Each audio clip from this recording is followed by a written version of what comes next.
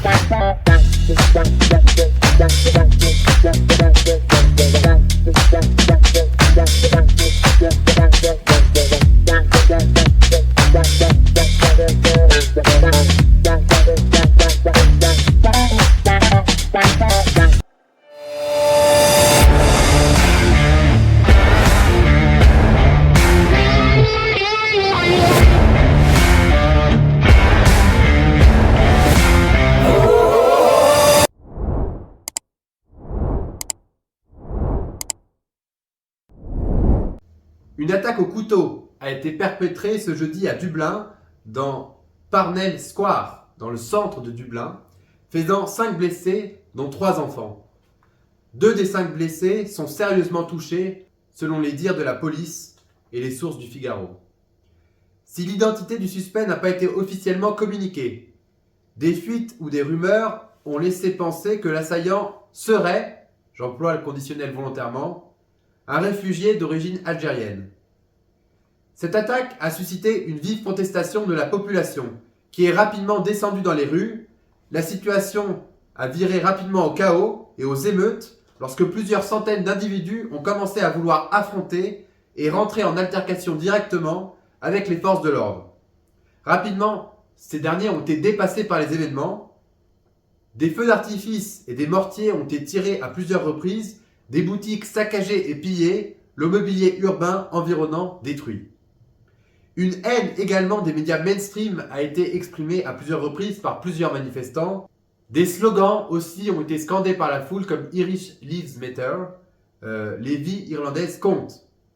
34 personnes ont d'ailleurs été interpellées et ont été jugées en comparution immédiate. Ces événements ne sont pas sans rappeler, de par leur gravité, les émeutes que nous avons connues, nous, en France, en fin juin dernier.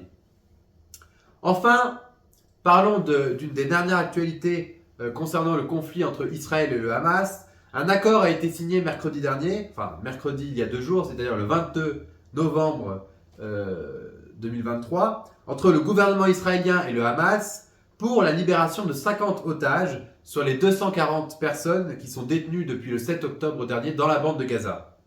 En contrepartie, Israël s'est engagé à libérer 150 prisonniers palestiniens, à respecter une trêve de 4 jours, c'est-à-dire de cesser complètement les combats pendant 4 jours, et d'apporter un cheminement plus conséquent d'aide humanitaire au sein de la bande de Gaza. Le cessez-le-feu temporaire demandé a commencé ce vendredi matin à 6 h. Une première vague de libération de 13 otages est prévue cet après-midi. Dans le même temps, en France, un rassemblement a été organisé cet après-midi, place du Trocadéro à Paris, pour demander une libération totale de ces otages. Nous vous tiendrons bien sûr informés de la situation au cours de la semaine et ce week-end. Alors n'hésitez pas à vous abonner si ce n'est pas fait à notre compte Instagram. C'est vraiment là que vous allez pouvoir suivre l'actualité en général, parce qu'on essaye de poster pas mal d'informations. Je vais maintenant laisser la parole à Alan qui va vous présenter sa chronique sportive. Merci Tristan. Un manque de respect, une fois n'est pas coutume. Djoko n'a pas toléré les libertés prises par certains membres du public avec le respect lors du match en quart de finale de la Coupe Davis. Une rencontre au terme de laquelle le numéro 1 mondial s'est imposé face à la Grande-Bretagne jeudi 23 novembre. Le joueur serbe a remis à leur place des spectateurs qui l'invectivaient à 2 reprises. Un premier incident a eu lieu pendant le début du match, alors que le numéro 1 mondial venait de gagner un point dans le deuxième set. Des supporters britanniques l'ont hué. Le geste, vécu comme une provocation, n'a pas manqué de faire réagir le joueur au sang chaud.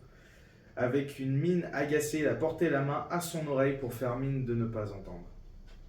Mais il ne s'agit pas du seul incident de ce match. Après avoir vu Djoko qualifier la Serbie pour les demi-finales de la Coupe Davis en remportant son match face à Cameron Norrie, 18e mondial, 6-4, 6-4, un groupe de supporters britanniques s'est mis à jouer du tambour. Apprenez à respecter les joueurs, apprenez à respecter les gens, taisez-vous, taisez-vous, acclamait Novak Djokovic depuis le terrain. J'essaye de parler et ils ont délibérément commencé à jouer du tambour pour m'en empêcher, a ensuite expliqué le joueur de 36 ans devant la presse. Tout au long du match, il y a eu un manque de respect, mais c'est quelque chose auquel je dois m'attendre en Coupe Davis, a-t-il ajouté. Il est selon lui normal que les supporters dépassent parfois les bornes dans le feu de l'action. Il arrive que l'on réagisse aussi et que l'on montre que l'on ne tolère pas ce genre de comportement. Ils peuvent faire ce qu'ils veulent, mais je vais répondre à cela, a-t-il conclu. Les passionnés de tennis et même les fans de Djokovic savent qu'il a un tempérament assez spécial, assez particulier, qui le distingue d'ailleurs assez bien en sens de Federer et de Nadal. Et en fait, la vie de Djokovic est vraiment très intéressante à étudier. J'aimerais bien y consacrer un reportage une fois, en tout cas une émission. Quand il est arrivé, il a commencé à être fort en 2008, Djokovic. Nadal avait déjà 3 ou 4 grands chelems. Federer était déjà au plus haut de sa forme. Et donc, le public du tennis était déjà partagé entre les deux. Il y avait le camp Federer et le camp Nadal. Et en fait, Djokovic, il a gagné l'Open d'Australie en 2008. Et donc, il a commencé à devenir une grande star à cette occasion. Puis après, il est devenu numéro 1 mondial en 2011, quelques années plus tard. Mais en 2008, il a réussi, et c'était assez stratégique de sa part, il a voulu se créer un public. Et donc pour cela, il a voulu se démarquer.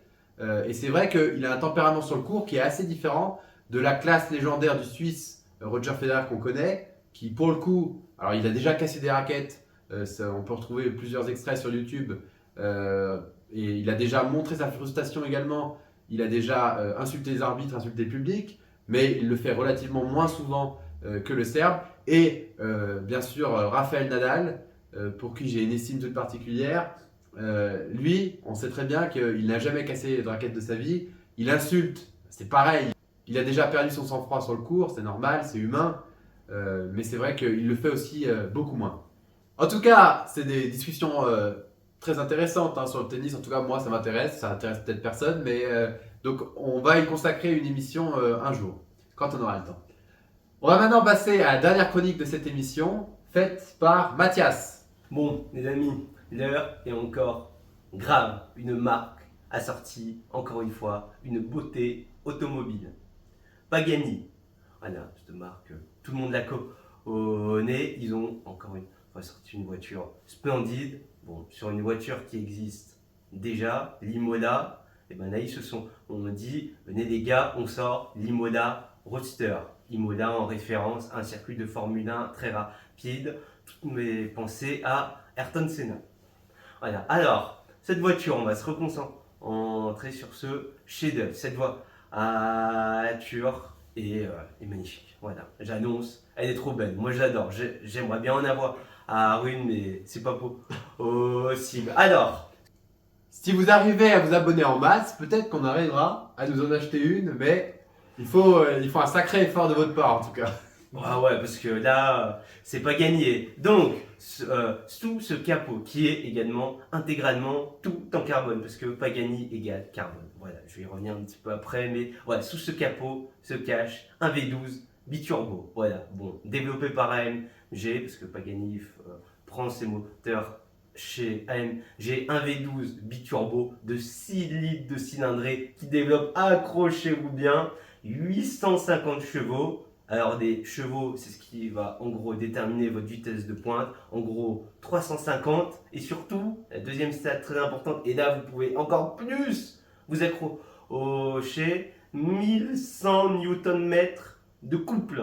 C'est-à-dire c'est un camion en fait. Parce qu'il y a 4 chiffres normalement, c'est que des camions qui font ça. Donc le couple, c'est ce qui va vous permettre d'accélérer. C'est votre capacité d'accélération. Et là, 1100 Nm de couple, c'est trop, sachant que cette voiture a été étudiée à un aérodynamisme qui est vraiment bien étudié pour bien la plaquer au sol avec des systèmes assez particuliers et également, dites-vous bien qu'à 280 km/h, elle génère 600 kg d'appui. Autant dire, elle est stable, elle est rivée au sol. Mais il y a deux trucs qui me dérangent, enfin 3. Déjà, sa beauté, elle me redérange encore un peu, mais surtout, il y a le nombre d'exemplaires. 8 exemplaires dans le monde, on va pas en croiser à tous les points de quoi. Il va falloir se lever tôt pour avoir celle-là. Et également, la dernière chose qui est très dérangeante, c'est le poids.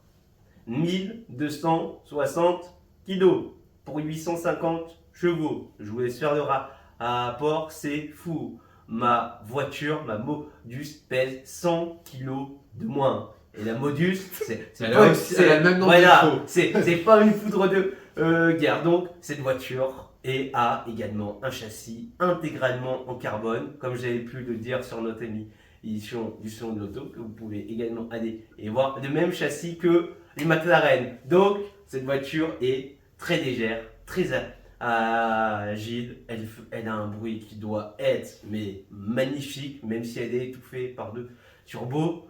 Et c'est une Pagani quoi. Ça fait rêver. Ça fait partie du trio de marques de rêve Bugatti, Pagani et Koenigsegg. Voilà. Moi je la trouve jolie et puis ça fait plaisir maintenant dans un monde avec autant de normes de pollution, autant de contraintes. Les personnes qui doivent avoir ça doivent vraiment se régaler à la conduire et c'est un chef-d'œuvre. C'est un chef-d'œuvre. Elle est trop belle. La description que t'en fais, ça laisse rêveur. Moi, je pense qu'on pourrait essayer de faire une course Modus contre cette voiture. Je pense qu'avec tes Modus, t'as la chance. Tu sais, c'est pas tellement la voiture qui fait, c'est le pilote aussi. Bon, la Modus, t'as intérêt à sacrément y aller pour rivaliser, mais Oui. moi, je pense qu'au péage, il y a une petite rivalité qui peut se faire. Voilà, en tout cas, merci beaucoup de nous avoir suivis. C'était encore une émission un petit peu particulière ce soir. Mais on était ravis de la tourner, on a encore bien rigolé comme chaque semaine. Voilà, alors vous pouvez retrouver sur notre site plusieurs vidéos qu'on a tournées. On est à peu près une vingtaine de vidéos depuis le début de cette belle aventure du TN Show. N'hésitez pas à regarder les vidéos que vous n'avez pas visionnées. En tout cas, on souhaite encore vous remercier. On le fait à chaque vidéo, mais c'est vraiment primordial pour nous. Vous remercier de votre soutien, vous remercier de vos retours, nombreux, souvent en message privé. Un grand merci à vous, passez une bonne soirée et on se retrouve très bientôt pour une prochaine vidéo.